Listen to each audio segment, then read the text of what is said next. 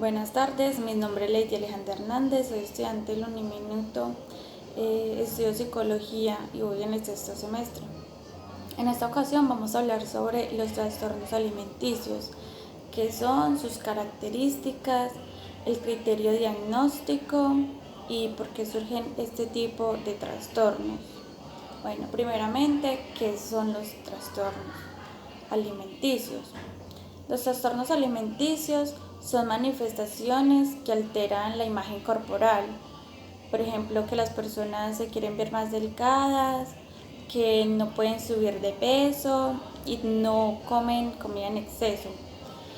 Bueno, en estos trastornos podemos encontrar la pica, el trastorno de rumiación, el trastorno de ingesta o evitación de alimentos, la bulimia nerviosa, la anorexia nerviosa y el trastorno de Estos trastornos se caracterizan por una alteración persistente en el consumo de alimentos, la cual conlleva a alteraciones físicas y comportamentales psicosociales. Ahora vamos a hablar sobre los criterios diagnósticos según el DSM-5, pero solo vamos a hablar sobre los tres primeros. Bueno, en el trastorno pica encontramos que ingiere sustancias no nutritivas ni alimentarias durante un periodo mínimo de un mes. Después encontramos la ingestión de sustancias no nutritivas es inapropiada para el desarrollo del individuo. También encontramos que el comportamiento alimentario no forma parte de lo social, o sea, que la sociedad no es algo normal en ella. Ahora vamos a hablar sobre el trastorno de rumiación. Se presenta en regurgitaciones repetidas de alimentos durante un periodo mínimo de un mes. Los alimentos pueden ser regurgitados, masticados y tragados o escupirlos. La regurgitación repetida no se atribuye a una afección de una enfermedad, por ejemplo, el reflujo gastroesofágico.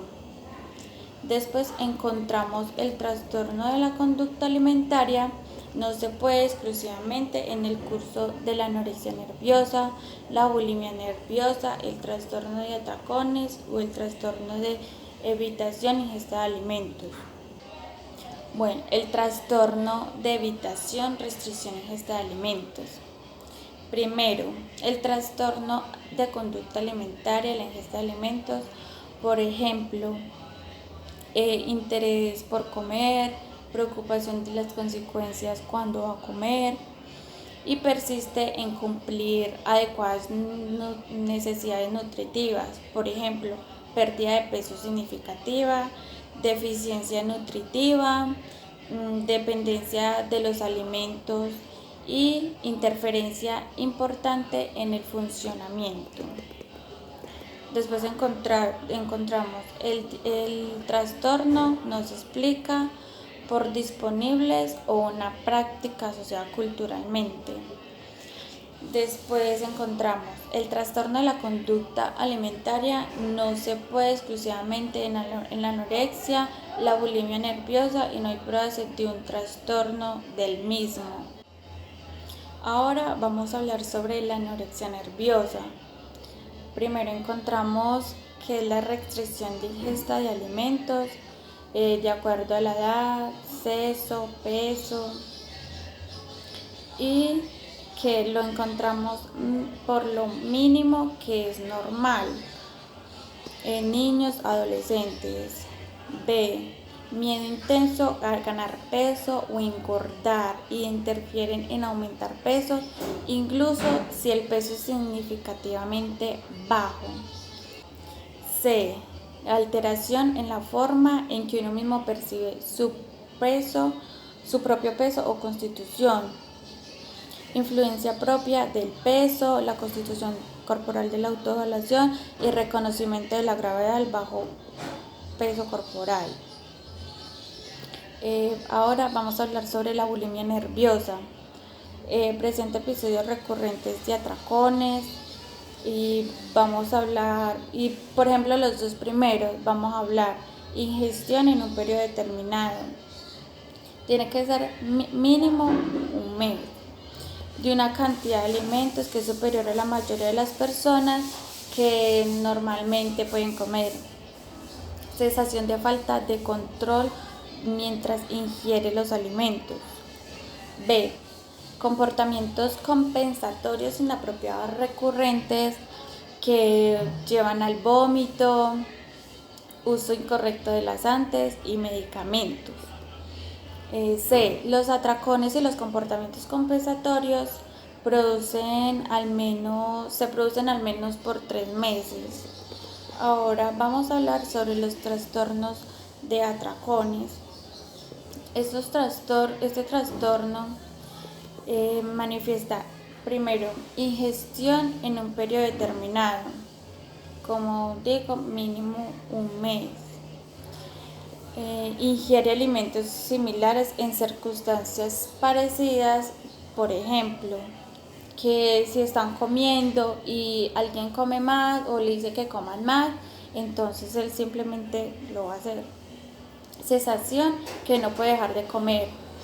B. Los episodios de atracones son asociados, por ejemplo, malestar intenso respecto a los atracones.